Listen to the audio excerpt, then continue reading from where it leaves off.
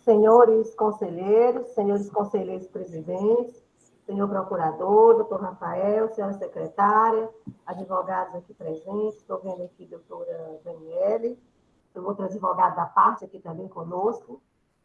Sejam todos bem-vindos a essa sessão de julgamento. Um bom dia. Solicito à secretária averigue a existência de quórum regimental para início propriamente da sessão de julgamento. Bom dia a todos. Para a realização da 37ª sessão ordinária virtual da Câmara Superior, aos 2 dias do mês de dezembro de 2021, estão presentes doutora Francisca Marta de Souza, presidente da Câmara Superior e do Conselho de Recursos Tributários. Presentes, doutor Manuel Marcelo Augusto Marques Neto, primeiro vice-presidente, e doutor Francisco José de Oliveira Silva, segundo vice-presidente. Presentes os conselheiros presidentes, doutor Francisco Wellington Ávila Pereira e doutor José Augusto Teixeira. Presente a esta sessão, o excelentíssimo senhor procurador do Estado, doutor Rafael Lessa Costa Barbosa. Estão presentes os conselheiros Maria Lineide Silva e Souza, Mônica Maria Castelo, Tereza Helena Carvalho Rebouças Porto, Leilson Oliveira Cunha, José Willame Falcão de Souza, Felipe Silveira Gurgel do Amaral, Carlos César Quadros Pierre, Francileide Cavalcante Furtado Remígio, Felipe Augusto Araújo Muniz, Ricardo Valente Filho e Robério Fontinelli de Carvalho. Presente secretariando os trabalhos da Câmara Superior, eu, Ana Paula Figueiredo Porto. Também presentes os representantes legais das empresas em pauta para esta sessão, doutora Daniela Fialos e doutor Luiz Gadelha. É só, presidente. Satisfeito, então, o quórum regimental para a instalação da presente sessão, comunico que eu, Francisca Marta de Souza, investida na função de presidente do Conselho de Recursos Tributários deste órgão de julgamento, conduzirei na forma regimental esta sessão de julgamento por videoconferência, registrando que as sessões de julgamento não presencial, por meio de videoconferência, encontram amparo legal nas portarias 145/2017, que é o nosso regimento interno, e 140/2021, norma específica para as sessões não presencial. A modalidade, então, implementada resguarda todas as garantias constitucionais das partes do processo administrativo tributário. Ainda de mencionar que, nesta sessão, julgaremos o processo com a interposição do denominado recurso extraordinário de que trata o artigo 103.2 da Lei 15.614/2014, que ancora-se nos casos de divergência entre a resolução recorrida e outras da mesma Câmara, de câmaras diversas, ou da própria Câmara Superior, quando tiverem apreciado matéria semelhante. Para início já dos trabalhos, a nossa secretária já informou que não temos resolução, certo, para ser homologada, mas, no caso, nós temos uma ata para ser feita a leitura. Então, Ana Paula, por favor, a leitura da ata da sessão anterior. Pois não. A leitura da ata da 36ª sessão ordinária virtual, realizada por videoconferência da Câmara Superior de Julgamento do Conselho de Recursos Tributários do Estado do Ceará, realizada no primeiro dia do mês de dezembro do corrente ano. Peço licença, presidente, para passar direto à ordem do dia. Processo de recurso extraordinário de número 489/2017, auto de infração 2016-23851. Recorrente, Sandbit Indústria de Confecções Limitada, recorrido, Estado do Ceará. Conselheiro relator, Ricardo Valente Filho. Decisão, a Câmara Superior do Conselho de Recursos Tributários, deliberando sobre o recurso extraordinário, admitido pela presidência com base no que dispõe os artigos 5º, inciso 2 e 107 da Lei 15.614 de 2014, resolve, por maioria de votos, dar provimento ao recurso interposto para reformar a decisão condenatória proferida pela Câmara recorrida, acatando a paradigma apresentada de parcial procedência, com aplicação da penalidade prevista no artigo 123.8L da Lei nº 12.670/96, com as alterações da Lei 16.258 de 2017, nos termos do voto do conselheiro relator, contrariamente à manifestação oral do representante da dupla Procuradoria-Geral do Estado. Vencidos os votos dos conselheiros Leilson Oliveira Cunha, e das conselheiras Tereza Helena Carvalho de Bolsas Porto, Mônica Maria Castelo e Maria Lineide Silva e Souza, que se manifestaram pela manutenção da decisão recorrida, conforme entendimento do senhor Procurador do Estado em sessão. Presentes para apresentação de sustentação oral do recurso, os representantes legais da autuada, Dr. Carlos César Souza Sintra e Dr. Tiago Pierre Matos. Idêntica decisão para o processo de recurso extraordinário de número 488/2017, auto de infração 2016-23854. Recorrente Sandbit Indústria de Confecções Limitada, recorrido Estado do Ceará, conselheiro relator Carlos César Pierre. É só, presidente. Ok. Senhores conselheiros ou conselheiros presidentes, alguma alteração, sugestão, modificação na ata? Então, não havendo, fica aprovada a referida ata. Ok, Ana Paula? Passo agora ao julgamento dos processos pautados, iniciando pelo processo número 1 da pauta, processo de recurso extraordinário 1421/2016, auto de infração 2016 03228, recorrente Estado do Ceará, recorrido Glasmax Indústria, Comércio e Serviço de Vidros Limitada.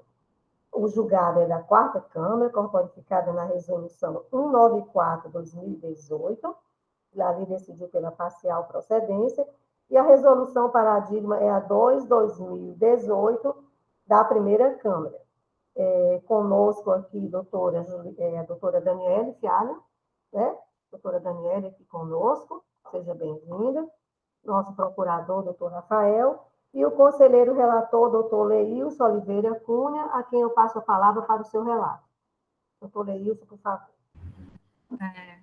Presidente, renovo meu bom dia a todos e passo ao relato da autuação. Aqui, presidente, nesse caso, o recorrente é o Estado de Ceará. A recorrida Leilson, só um pouquinho aqui, por favor. Eu acho que eu comecei aqui uma equipe. Doutora Daniele, a senhora estava nesse processo mesmo? Eu estou pela da RATEC. Pela da RATEC, né? É isso que eu ia falar. Já isso que eu estou vendo aqui, porque teve uma mudança. Ana Paula, por favor, quem está conosco aqui? O advogado da Glasmax. Doutor Luiz Gadelha, que vai só acompanhar o documento, presidente. Então, vai apresentar a sustentação oral.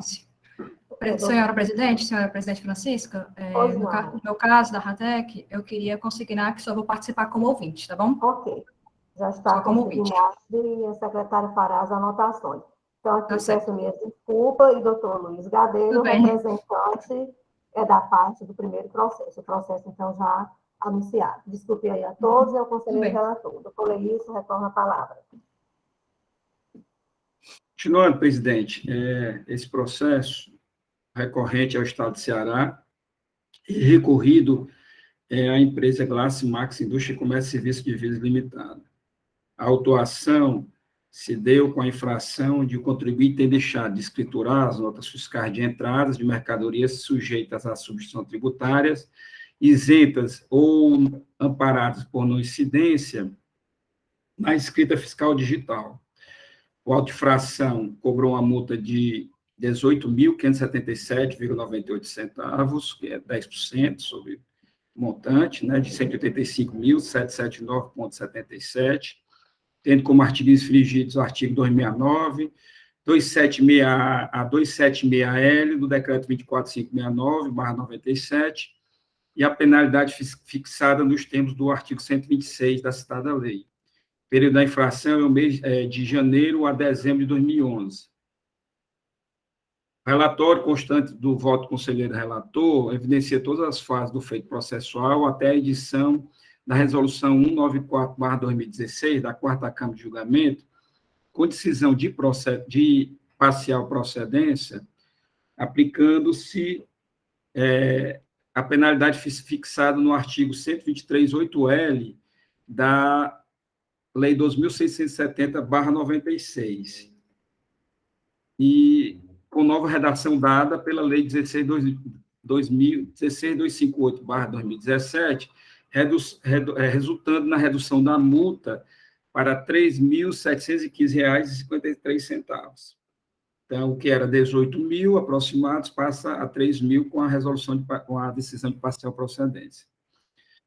O Estado de Ceará, na pessoa do representante da Procuradoria-Geral do Estado, resignado com a decisão exarada, depois o recurso extraordinário, aduzindo como resolução paradigma, em divergência ao entendimento disposado na decisão recorrida, a resolução 002/2018 da primeira Câmara, de parcial procedência, que aplicou a penalidade fixada no caput do artigo 126 da Lei 2.670/96.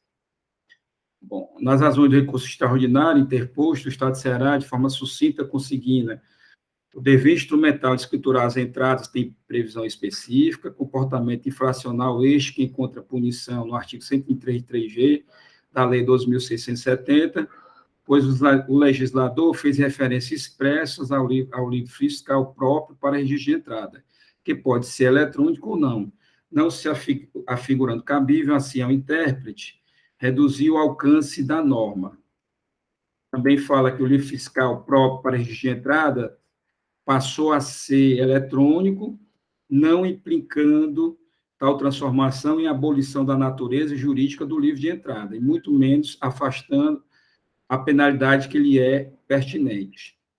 Também diz que a douta primeira Câmara, com acerto, assentou entendimento no sentido de quanto ao descumprimento do dever de escriturar as notas fiscais de entrada, configura em tese violação à disposição do artigo 123, inciso 3ª, linha G, da Lei 2.670/96, que afastou o reenquadramento da infração para o artigo 123, inciso 8º, a linha L da Lei 2.670/96. Ao final, requer que seja dado provimento a um recurso extraordinário para reformar a decisão que julgou o reenquadramento da penalidade. Em exame de admissibilidade, mediante despacho de folhas 277/278, descortinando o nexo de identidade entre a resolução recorrida e a resolução tida como paradigma, a senhora presidente do Conselho de Recurso Tributário, assistida pela Assessoria Processual Tributária, adruz inferir-se com precisão existir o referido nexo de identidade entre as mesmas, satisfazendo assim a condição sine qua non para a admissibilidade do recurso extraordinário interposto. Então, presidente, em apertada síntese, é o que se relata.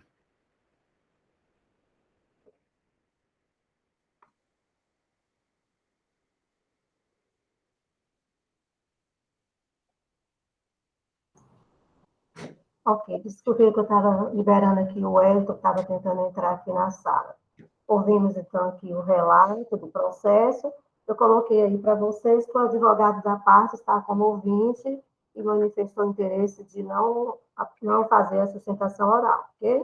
Vamos, então, ouvir o procurador do Estado, doutor Rafael Barbosa, com a palavra. Presidente, secretária, conselheiros, meus cumprimentos a todos, bom dia. Nobre patrão da recorrente, meus cumprimentos também. Presidente, o recurso de fato foi manejado pela Procuradoria e, naquele momento, de fato, havia uma divergência de entendimento entre as câmaras quanto à correta aplicação da penalidade.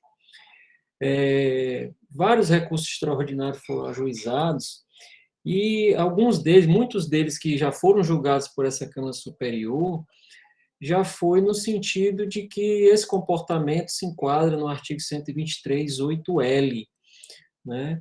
Então, de fato, a Procuradoria, naquele momento, no afã de ver o uniformizado entendimento da aplicação da legislação no Estado do Ceará, por parte desse CONAT, que tem um dever funcional de fazê-lo, ajuizou os recursos extraordinários e, ao meu sentir, hoje essa divergência já se encontra pacificada por parte desse colegiado.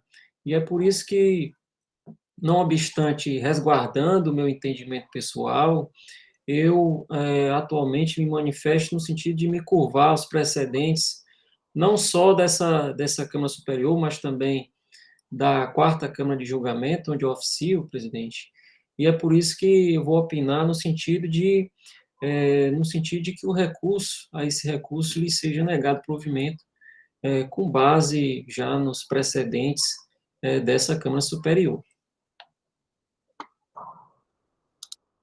Ok, ouvimos aqui o representante, nosso representante da PGE. Passo, então, aqui aos debates pelos conselheiros, considerando que o doutor Gadelha, inclusive, consignou aí no chat, na abertura, que considerando que a decisão foi favorável ao contribuinte, ele não entende como necessária a apresentação da sustentação oral para reforçar o direito que já foi visualizado pelo contencioso. Ok? Então, vamos aos debates, por favor.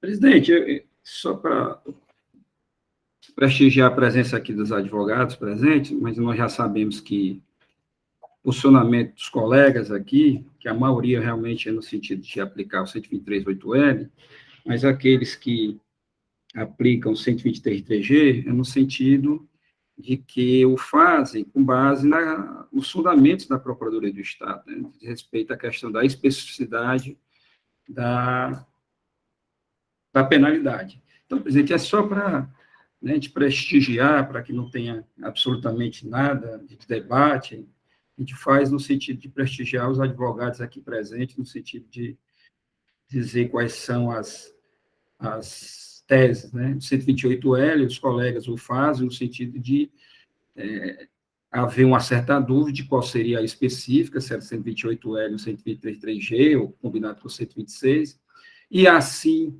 com base no dispositivo do CTN, de dúvida, o 112, aplica o 128.8L. Então, presidente, é só no sentido, eu fiz esse resumo para realmente prestigiar a presença aqui dos advogados que aqui se encontram. Algum conselheiro ainda deseja manifestar-se? Posso passar a votação? Então, conselheiro relator, doutor Leís, como vota? Presidente, eu, como todos sabem, mantenho o entendimento de aplicação do artigo 123G combinado com a 126. Então, nesse caso, eu mantenho, deixa-me ver aqui, eu mantenho não, na verdade, eu tenho que votar pela resolução paradigma, né? Porque aqui é o inverso, é a Procuradoria do Estado que está votando. Dar provimento ao recurso da Procuradoria. Da Procuradoria 002/2018, resolução paradigma. Ok. Aplicando 3G, não é isso, doutor Leite? Isso. Doutora Tereza? Com o relator, presidente. Doutora Mônica Castelo? Com o relator, presidente.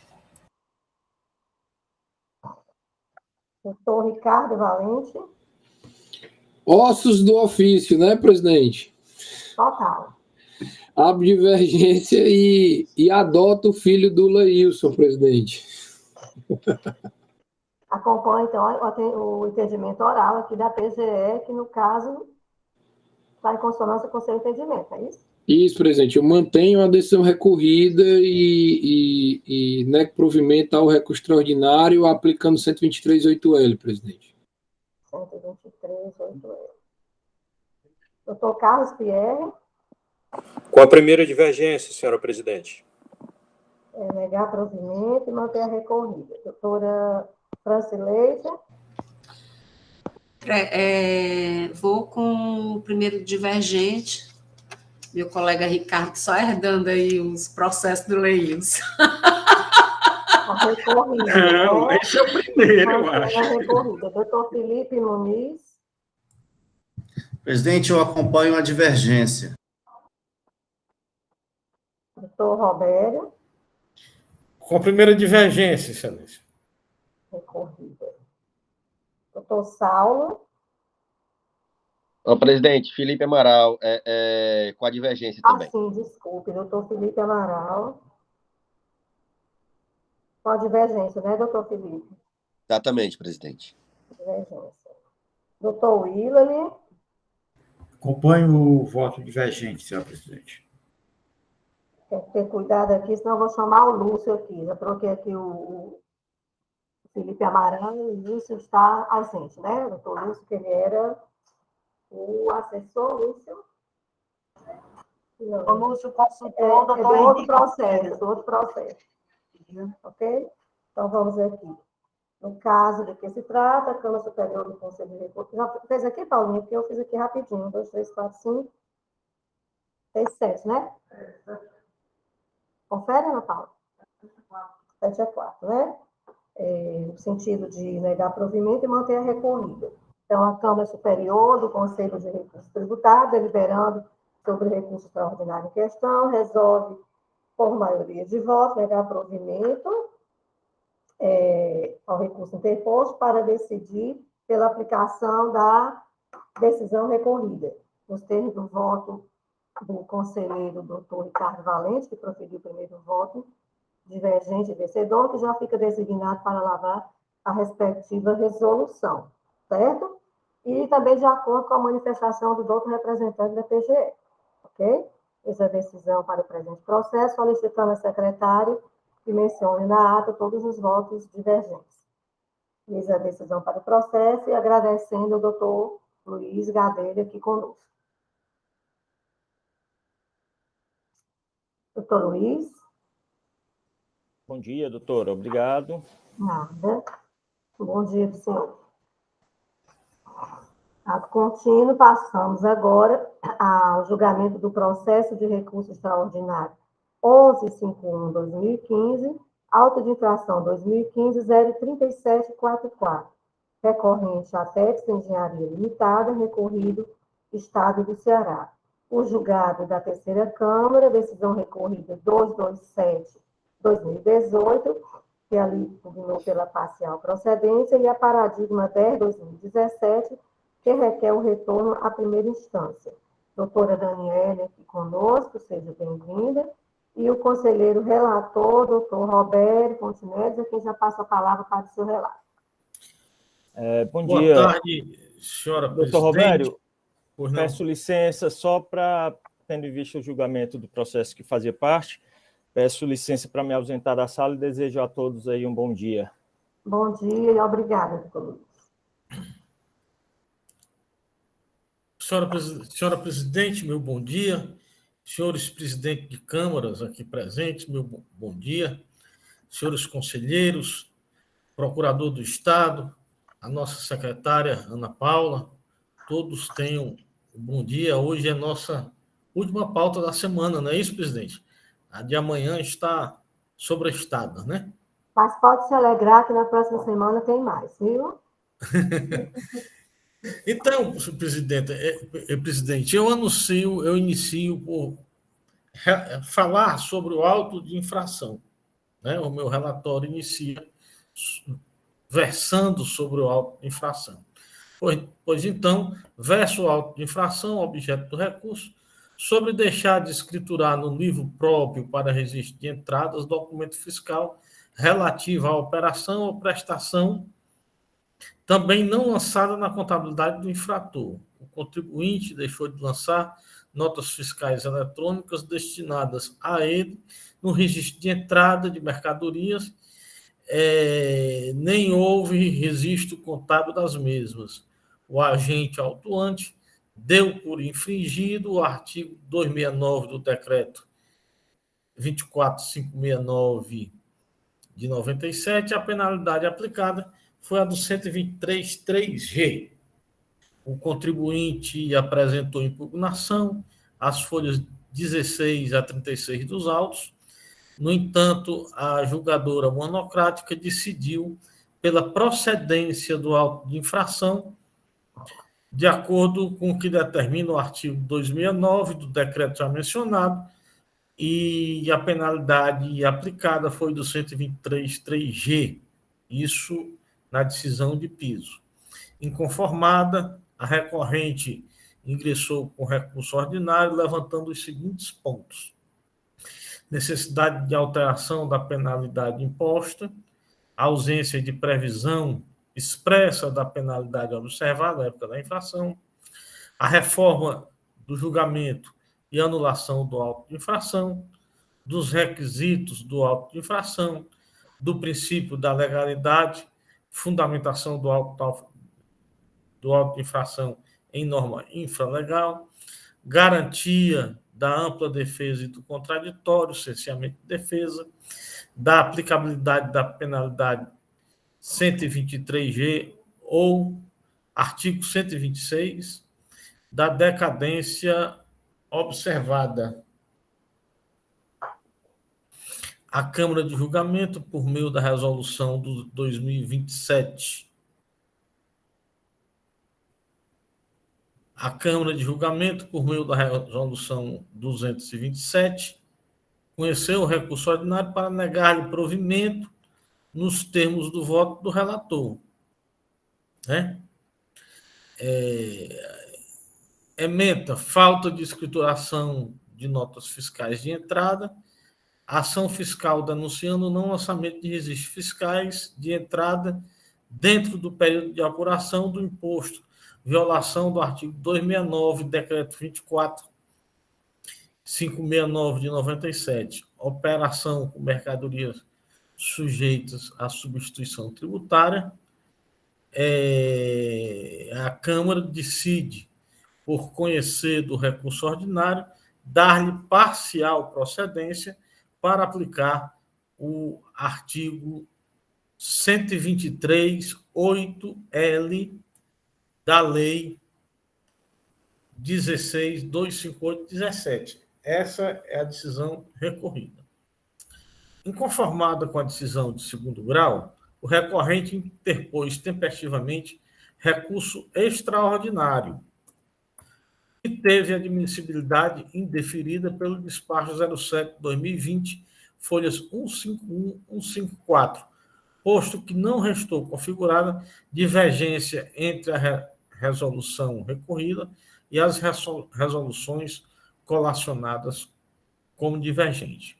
Foi interposto embargo de declaração, alegando que o recurso extraordinário interposto, que no recurso extraordinário interposto, a recorrente sustentava 2 pontos que foram suscitados em grau de recurso ordinário e deixaram de ser apreciados pela Câmara de Julgamento, a saber, a aplicação da penalidade para o 123.8D e a indevida inclusão de notas fiscais relativas à aquisição de bens de ativo imobilizado, razão pela qual pede a nulidade da decisão recorrida e o retorno dos autos para novo julgamento sob pena de supressão de instância nos termos do artigo 10 da Resolução 10/2017. Ao julgar os embargos, analisando as peças processuais do recurso ordinário, da resolução da recorrida, do recurso extraordinário e o despacho de admissibilidade, especificamente no tema referente à supressão de instância, resolução 010 de 2017, a presidente desse conselho observou que, de fato, só foi examinada a questão referente à penalidade, ou seja, não foi abordado o argumento consistente à falta de apreciação pela Câmara de Julgamento da matéria relativa à aquisição dos bens para o imobilizado. Assim, considerando os princípios da ampla defesa e do contraditório, que também norteiam o presente processo administrativo, resolveu a presidência do Conselho de Recurso Tributário retificar o despacho 07/2020 com o fito de acatar o recurso extraordinário mediante a resolução apenas o acolhimento apenas da resolução 10/2017 desta Câmara Superior, determinando o encaminhamento dos autos à Câmara Superior exclusivamente para análise da questão relativa à apreciação do argumento recursal de indevida inclusão de notas de bens do ativo imobilizado. Portanto, a resolução paradigma admitida é a 10 de 2017 dessa Câmara Superior, com o seguinte teor: ICMS, retorno à instância singular, falta de escrituração de notas fiscais de entrada. A empresa deixou de escriturar no livro próprio para registro de entradas várias notas fiscais eletrônicas emitidas por terceiros sem a devida escrita fiscal. Rejeitada a decisão singular pelo fato de não apreciação do mérito, rejeitada a decisão da primeira Câmara de Julgamento, mediante o princípio da ampla defesa e do contraditório.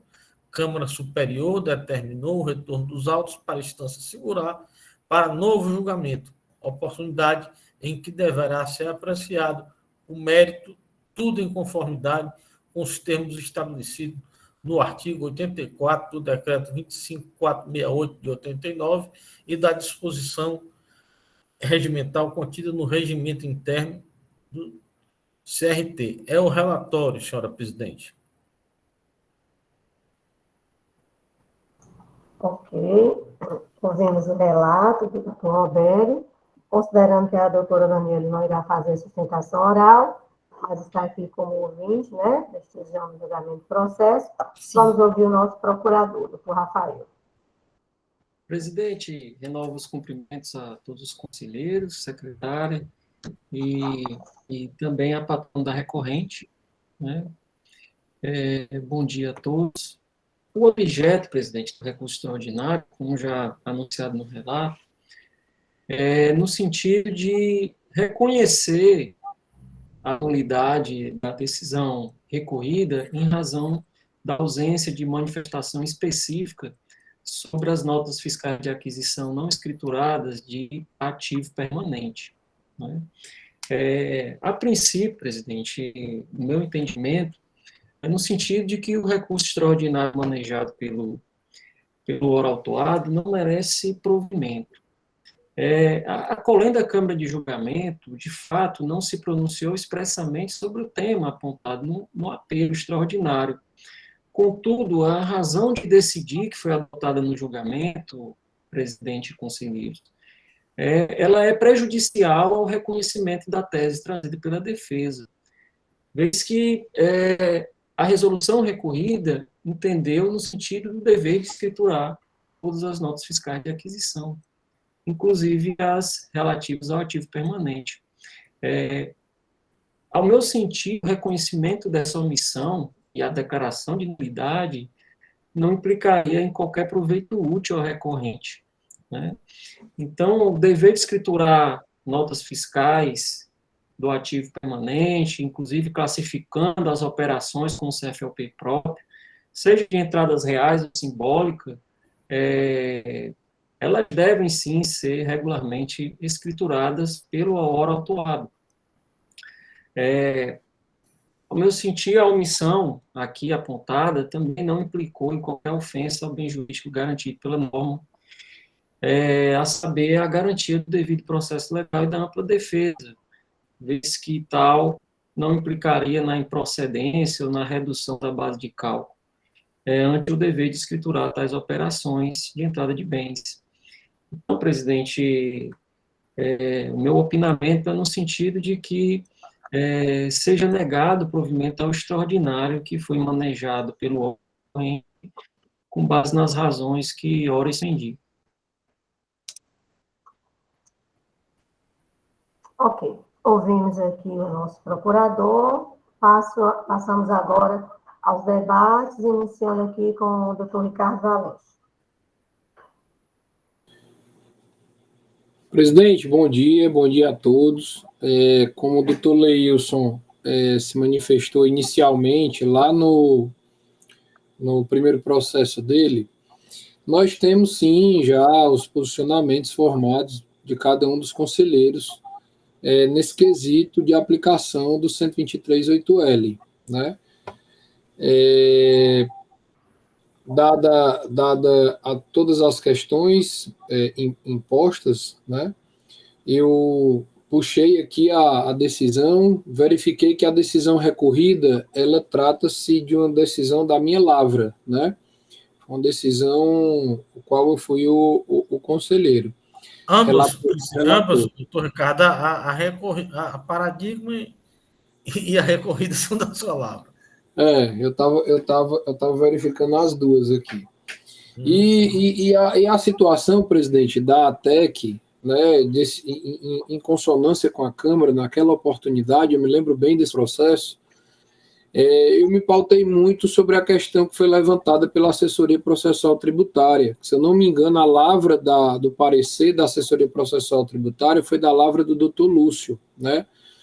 Então, existia ali naquela oportunidade a aplicação, sim, do 123.8L. Embora o 123.1D fosse realmente a decisão mais benéfica para o contribuinte, mas naquela oportunidade ele não se aplicava ao caso, porque se tratava de omissão dos arquivos magnéticos. Então, em cima dos arquivos magnéticos, né, há quem defenda o 123.3G, e eu tenho todo o respeito por todas as opiniões que são divergentes e das pessoas que entendem pela aplicação do 123.3G, mas quando se trata de arquivos magnéticos, eu realmente entendo que a aplicação deveria ser do 123.8L.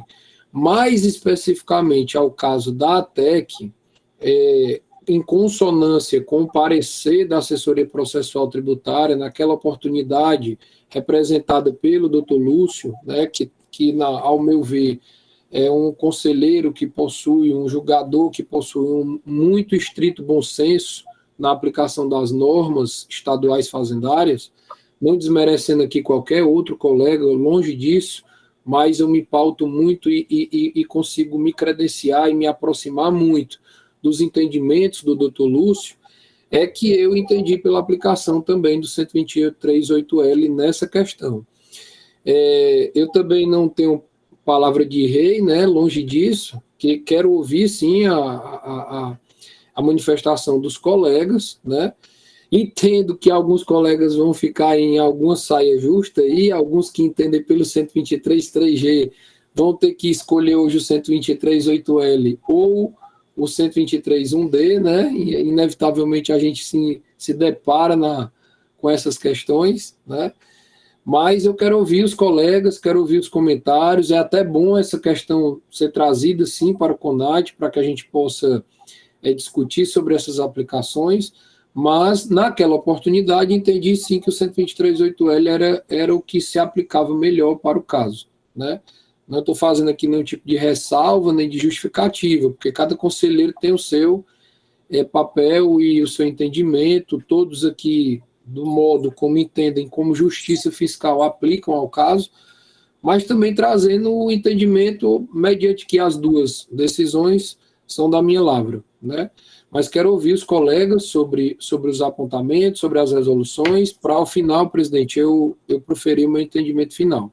Queria só explanar e explicar para que os colegas que não vivenciaram o processo pudessem entender que a decisão pelo 123.8L é pela questão do arquivo magnético e consoante a aplicação do entendimento dado pelo doutor Lúcio quando estava representando a assessoria processual tributária. Obrigado, presidente. Doutor Ricardo, doutor Roberto, eu passo já a palavra. Queria só abrir aqui um parênteses, doutor Ricardo, para dizer que, nesse momento, a questão que nós iremos decidir não é exatamente do mérito da penalidade, certo? Mas o embargo ele foi com relação ao argumento da parte de que não houve apreciação pela Câmara de argumento relativo à inclusão de notas fiscais do ativo imobilizado. O ponto a ser debatido aqui é só esse. Houve realmente na resolução, como o doutor Ricardo falou, de lavra dele, apreciação desse fato, né, desse argumento, ou não houve, configurando um vício que deveria ser sanado, tendo condão de anular a decisão e ter o retorno. Ok? É somente esse ponto. Nós não vamos discutir aqui com relação à penalidade. Certo? Doutor Roberto, com a palavra. Se o doutor Augusto pretender usar a palavra, eu cedo a vez a ele e me manifesto depois. Bom, era rápido. Eu andei vendo a resolução do conselheiro Ricardo. Entendo que o que a empresa trouxe, de forma bem genérica, não apontando quais são as notas fiscais, especificando. Então, eu entendo que não necessita, tá certo? o conselheiro está tratando de coisas genéricas, certo? Isso, para mim, não é cerceamento de direito de defesa. Cerceamento de direito de defesa era quando, se a empresa especificamente tivesse trazido nota fiscal número tal, anexado. E eu fico tranquilo com isso, porque eu conheço o conselheiro Ricardo, ele mesmo iria votar contra a resolução dele se tivesse assim, certo? Então, eu tendo em afastar esse recurso, tendo que a resolução recorrida está perfeita, certo? Então, era só para contribuir com os colegas. Era só isso, doutor Roberto. Obrigado. Doutor Roberto, por favor. Presidente, o procurador do Estado, ele esgotou o tema. Esgotou o tema ao expressar a posição dele. E o doutor Augusto vem aqui trazer o outro ponto que eu iria abordar, que é o pedido genérico. Né? Apenas em um item do recurso ordinário, ele se refere a notas fiscais, precisamente no item 18. Ele diz: acontece que as notas fiscais de entrada contabilizadas pela autoridade fiscal estão notas fiscais de devolução, estão é dele mesmo, notas fiscais de aquisição para ativo imobilizado, dentre outras, que ingressaram no estado do Ceará, pois eram, dentre outras, que nem entraram no estado do Ceará, pois eram utilizadas diretamente em campos e parques eólicos espalhados pelo país. E por isso ele diz, no item 19, que há necessidade da reforma da decisão. Quando chega o recurso todo do recorrente, ele pede para que haja uma modificação na aplicação da penalidade para 123.8D ou, no máximo, 8L. Na verdade, o conselheiro Ricardo não cometeu qualquer equívoco em seu julgamento. Até expressamente atendeu o requerido em toda a petição. Várias vezes ele requer a aplicação da 8L como alternativa. Agora, ele só veio detalhar notas fiscais, não detalhou nota fiscal no recurso de piso, na impugnação, no recurso ordinário, somente aqui, no extraordinário, que ele vem relatar algumas notas fiscais, como se pudéssemos voltar à apreciação de provas aqui, tanto que foi indeferido o recurso, as paradigmas, e só depois foi admitido quanto a essa questão das notas fiscais, que, de fato, elas aconteceram muito simploriamente, genericamente, nas razões recursais da Câmara. Eu acho que deve existir o princípio... Deve existir, não existe consagrado no novo Código de Processo Civil, o princípio da cooperação processual. As partes devem cooperar para que a justiça seja feita da maneira mais célere possível. O promotor de justiça, o procurador do Estado, o advogado, o juiz, tem esse dever de sinceridade. Né?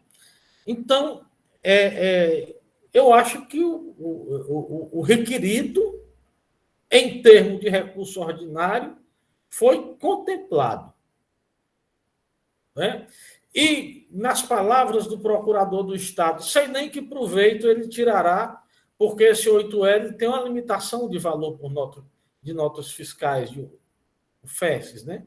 E essa empresa, aparentemente, tem grande quantidade de notas. Eu não sei se alguém mais vai debater ou se eu já posso passar a votar, senhora presidente. Só um minutinho, vamos só ouvir se algum conselheiro ainda deseja manifestar. Presidente, eu não... Doutor Carlos Pierre, por favor. Pois não, muito obrigado, senhora presidente. Depois, doutor Leilson. Eu estou no celular e não sei aqui como é que coloco aquela mãozinha para me manifestar. Nada não, sou igualzinho o senhor, pode falar. Senhora presidente, primeiramente, bom dia a todos. Bom dia. Colegas conselheiros, representantes da parte, ilustre procurador do Estado.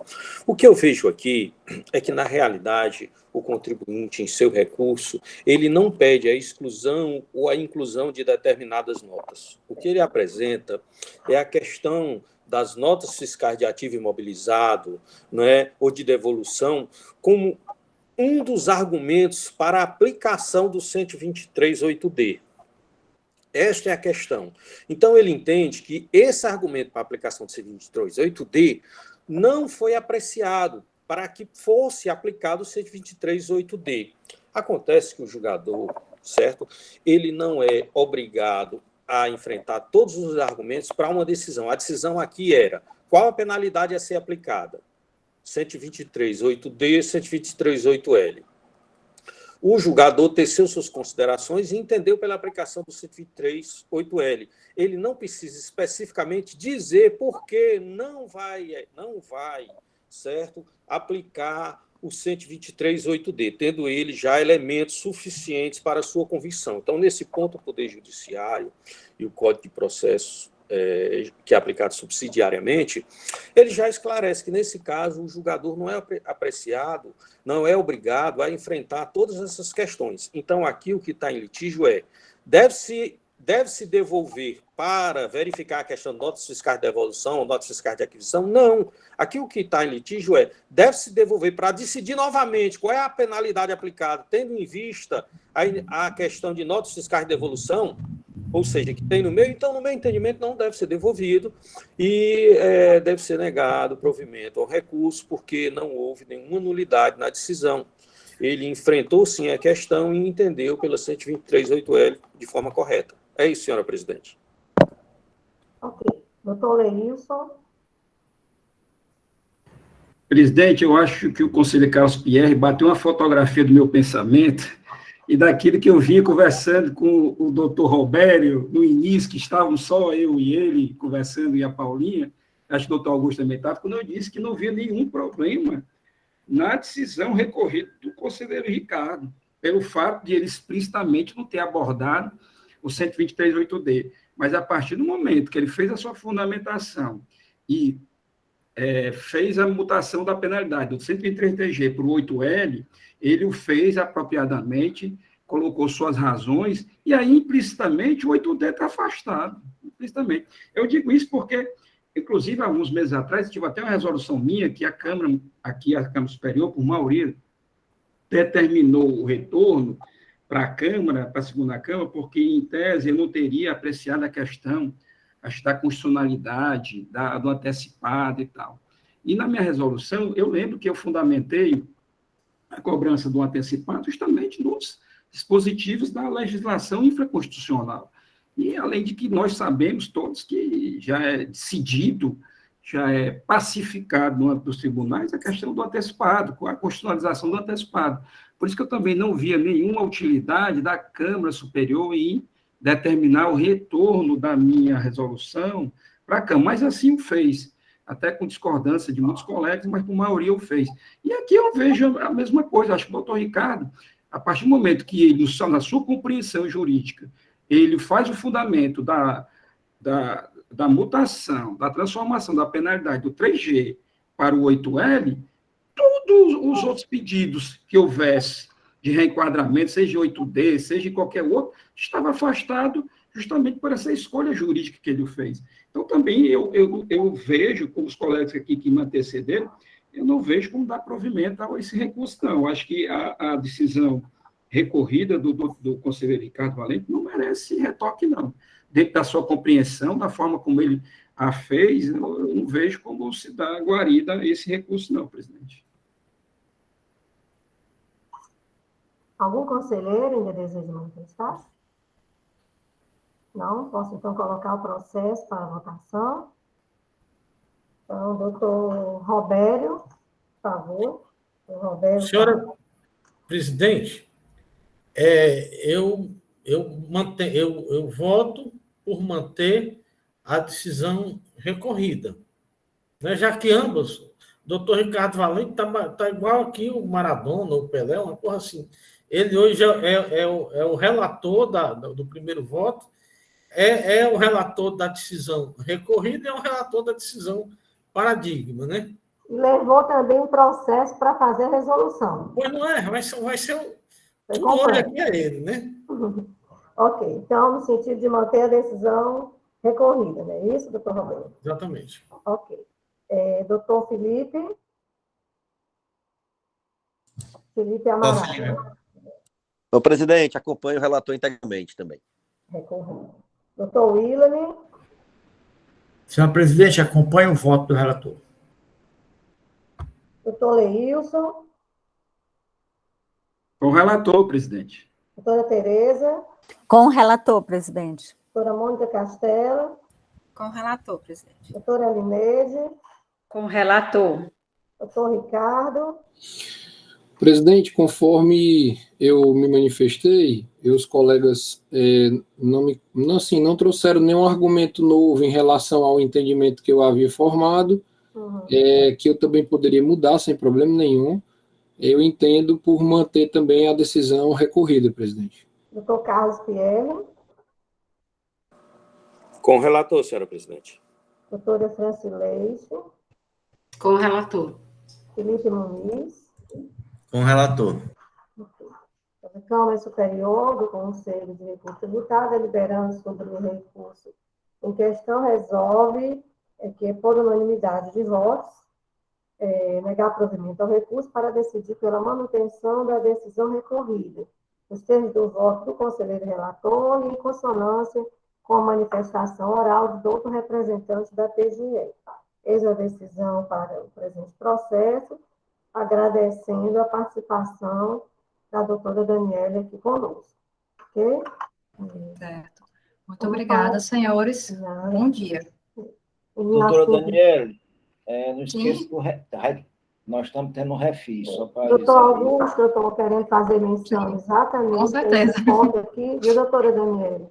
Aproveitando ainda a sua presença aqui, mencionando que, considerando os efeitos econômicos causados pela pandemia do Covid-19 e contribuindo com a retomada das decisões econômicas, o governo do Estado do Ceará instituiu o programa de parcelamento de créditos tributários relativo a ICMS, IPVA, IPCD e concessão de remissão de crédito tributário.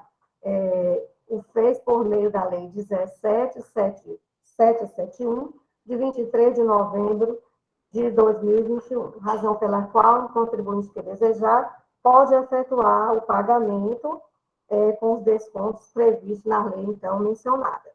Okay? Tá certo. Vou revisar. Claro. Muito obrigada. Que agradeço. Muito obrigada. Bom dia. Até a próxima, se Deus quiser. Tchau. Doutor Augusto, eu já fiz o refis ontem. Eu tenho um reboque lá na minha fazenda que está bem com os 4 anos atrasados, ou 5. Eu gostaria ainda, em assuntos gerais, de solicitar que na próxima reunião da Câmara Superior, o conselheiro que tiver resolução, mesmo que não esteja em atraso, por favor, faça o possível para trazer. Porque o que está ocorrendo? Os contribuintes estão saindo da sessão de julgamento e praticamente já pedindo para efetuar algum pagamento. Se não tiver resolução, nós não temos como alterar o crédito tributário. Estamos criando provisoriamente uma sistemática de, na decisão de hoje, certo? Já ficar consignado qual o crédito tributário. Feito um demonstrativo do crédito tributário, que será assinado pelo conselheiro relator e pelo presidente da Câmara, mas isso é temporariamente. Aquele conselheiro, por favor, faça o possível para entregar a respectiva resolução, para que não cause nenhum prejuízo ao contribuinte. Ok? Ana Paula, você queria dar a palavra? Sim, presidente, só perguntar se a gente pode fazer já a leitura da ata para facilitar até a elaboração já da resolução pelo conselheiro? Com certeza. Faremos, então, pode fazer. Senhores, Essa nossa secretária é competente, doutora Márcia. Ô, Paulinha é competente. faço a leitura, senhores, da ata da 37ª sessão ordinária virtual, realizada por videoconferência da Câmara Superior do Conselho de Recursos Tributários, realizada hoje, no dia 2 de dezembro de 2021. Direto à ordem do dia, presidente. Processo de recurso extraordinário de número 1421/2016, auto de infração 2016-03228, tendo como recorrente Estado do Ceará, recorrido Blasmax, Indústria e Comércio e Serviços de Vidros Limitada. Conselheiro relator, Leilson Oliveira Cunha. Decisão. A Câmara Superior do Conselho de Recursos Tributários, deliberando sobre recurso extraordinário admitido pela presidência com base no que dispõe os artigos 5º, inciso 2 e 107 da Lei 15.614 de 2014, resolve, por maioria de votos, negar provimento ao recurso interposto para manter a decisão parcialmente condenatória proferida pela Câmara recorrida, com aplicação da penalidade prevista no artigo 123.8L da Lei 2.670/96, com alterações da Lei 16.258 de 2017. Nos termos do voto do conselheiro Ricardo Valente Filho, designado para elaborar a resolução, por ter proferido o primeiro voto divergente e vencedor, em conformidade com a manifestação oral em sessão do representante da douta Procuradoria-Geral do Estado. Vencidos os votos do conselheiro Leilson Oliveira Cunha, relator originário, e das conselheiras Tereza Helena Carvalho Rebouças Porto, Mônica Maria Castelo e Maria Lineide Silva e Souza, que se manifestaram pela procedência em conformidade com a paradigma 2 de 2018, apresentada pela primeira Câmara de Julgamento. Presente à Câmara, na condição de ouvinte, o doutor Luiz Gadelha. Processo de recurso extraordinário 1151/2015, auto de infração 2015-03744, recorrente ATEC Engenharia Limitada, recorrido Estado do Ceará. Conselheiro relator, Robério Fontinelli de Carvalho. Decisão. Tendo o recurso extraordinário sido admitido pela presidência, resolvem os membros da Câmara Superior, por decisão unânime, negar provimento ao recurso para confirmar a decisão parcialmente condenatória proferida pela Câmara recorrida. Nos termos do voto do conselheiro relator, em conformidade com a manifestação oral do representante da douta Procuradoria-Geral do Estado. Presente à Câmara, na condição de ouvinte, a doutora Daniela Fiacos. É só, presidente. Senhores conselheiros, alguma alteração? Não. Não. Então, dá-se por aprovado, Ana Paula. E eu queria tocar novamente no assunto que nós tocamos ontem aqui, em assuntos gerais, que era com relação à questão da possibilidade, da tendência de termos 2 sessões presenciais, certo? Esse assunto ele foi levado ontem até o comitê, discutimos com relação a isso. Não existe, propriamente dito, um impedimento, certo? Então, assim, tendo em vista a questão do refis, nós estamos tendentes a realmente realizar essa sessão de julgamento, porque o contribuinte solicitou, fundamentou, devidamente fundamentado, é um auto de um valor grande, pensamos muito no que o doutor André ontem até falou, se não ia em desencontro a questão da isonomia de outros contribuintes, mas a questão é que outros contribuintes não manifestaram interesse por inscrito, como esse o fez. Então, provavelmente, nós teremos, dia 27, uma sessão de julgamento presencial da Câmara Superior. Das outras câmaras, até agora, não. Então, assim, eu peço a compreensão de vocês. Em havendo essa sessão, nós teremos todos os cuidados necessários, certo? Com relação às medidas sanitárias. Nós não vamos nos abraçar, a vontade vai ser grande, mas assim não vamos fazer.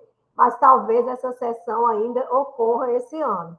Eu peço, então, quem puder, por favor, vá passando para a Ana Paula comprovantezinho da vacinação, para a gente já ir adiantando alguns procedimentos. Se por algum motivo for indeferido, tudo bem, sem problema nenhum.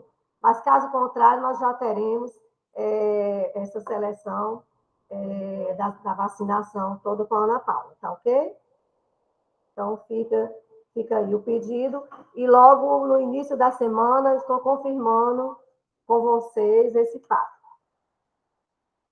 Ok? Ana Paula, pode parar a gravação.